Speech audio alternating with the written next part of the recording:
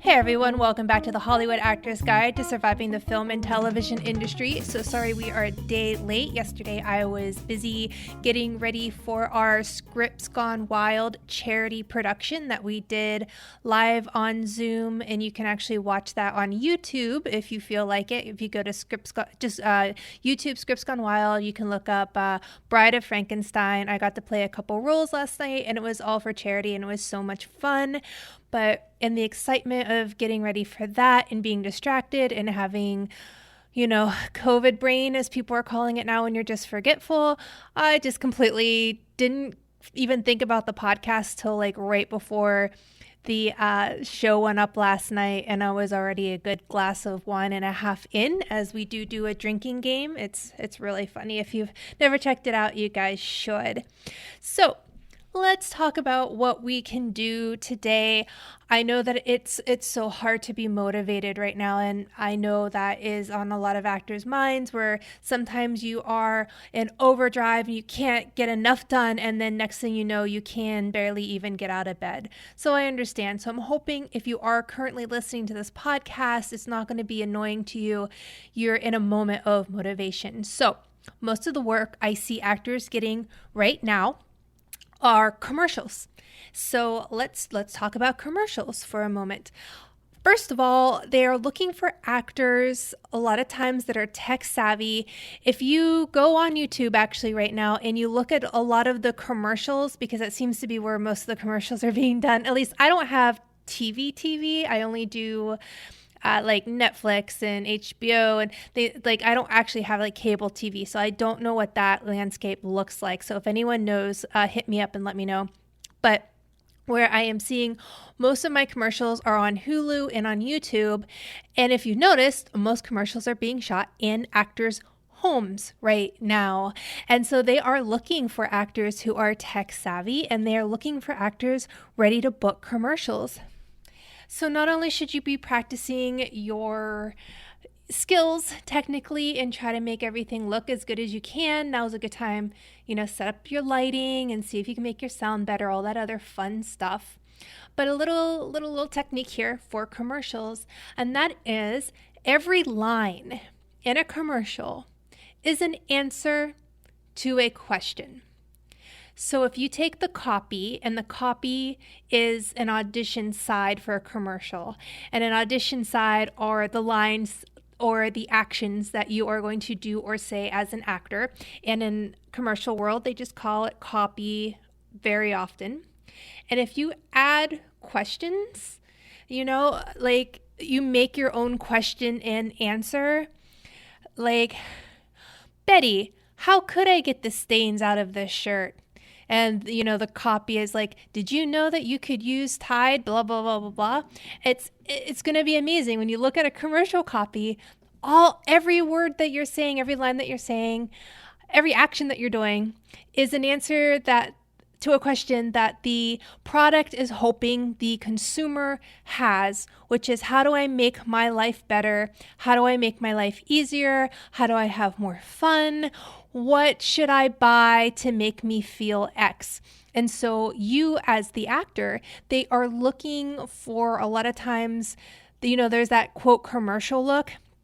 And what that normally is a face and a voice that people trust, that is warm and friendly and gives them good feelings inside. That's usually actors that book a lot of commercials. There are exceptions, I really wanted to book those Capital One commercials back in the day, where it was like those Vikings, I think they had, that were running around, and that just looked like fun. But for the most part, you're a nice, friendly person who's there to answer all of life's questions to make the consumer's life easier.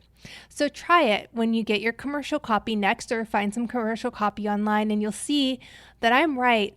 Every line in a commercial is an answer to the question. And if you can ask that question in your head before your line comes out of your mouth, then you are going to be closer to booking that commercial, because you're going to have so much more authenticity behind the line that you are saying.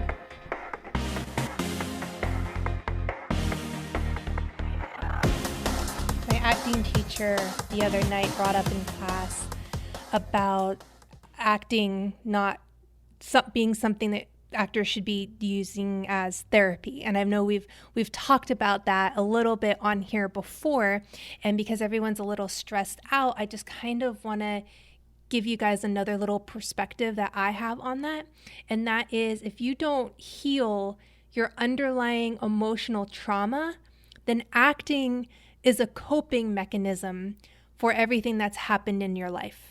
It's a coping mechanism for, look at me, somebody love me, somebody heal me, somebody like me, all those things that actors are notorious of kind of having inside. And I would argue that you are either seeing an actor reveal their personal issues through their work, and who am I to say that that's not art? Maybe it is. Maybe for some people, that's the type of acting they want to see. But to me, my personal opinion is that the actors that have had traumatic experiences and they understand it and they've healed it and they've had therapy for whatever they need, and they no longer use acting as a coping mechanism, but they use acting as a craft, now are artists. So I think there's much to be said about actors going into acting because they have a lot of trauma that needs to be healed. I think that's probably true for a lot of actors. But I think there is a difference. There's a difference between those actors using it as a coping mechanism and those who have healed and live happy lives and can actually take the memories and the experience they have and actually recreate it for us on screen or on stage without traumatically actually living through it again and for it to take them down a horrible path. Because we all know those actors that turn to drugs or they turn to other things to deal with and to cope with celebrity or just being able to deal with being an actor. And you don't want that. You want to make sure that everything that has happened that bothers you, if there are scenes that you can't even do and you're like, oh, I can't do X scene because this happened to me in my life, then I urge you as part of your acting training to actually go see a therapist. I know that's probably a very divisive thing for me to say, and it may not be popular, and I'm not here to tell you how to live your life. I'm just here to give you my take on things, and my take is that if you don't heal your underlying emotional trauma, then acting is a coping mechanism. So I hope you guys go out, get the help that you need. Know that you are okay for who you are, and wherever you are right now is awesome. But there's always ways that we can become better artists, aren't there? And there's always things that need to be healed. So there's never going to be a one time when you're like, that's it, I'm healed, all my trauma is done and over with, I'm a complete human being. That's not possible either. But living an examined life, I think, very much is.